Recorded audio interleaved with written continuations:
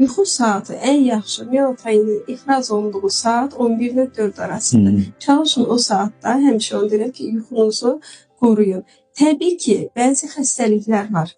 Beyin xəstəlikləri var, şəkəri olan xəstələr var, təzyiqi olan xəstələr var. Bunlar da qalxanvari vəzin özü siz tərəfdən əlbəttə ki, yəni bunlar hamısı yuxunun pozulmasına səbəb olur. Bu ayrı bir şey. Amma daha çox mən kimlərdə rast gəlirəm? Heç o xəstəliyi olanları demirəm.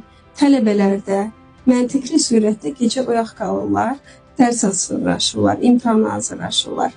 Və yaxud da məntiqli surətdə soruşanda valideynlər deyir gecə neçəyə kimi telefonla oynayır. Təbii ki, bir müddət sonra bu yuxusu pozulacaq. Və ona görə də İlk növbədə onlarda hansısa dərmana qaçmağa çalışmıram. Deyirəm, bir ay vaxt verirəm, həmişə çalış, bir ay gigiyenaya riayət elə. Biz baxaq, sən düzəlir, düzəlmir. İnanırsınız, çox hallarda da düzəlir.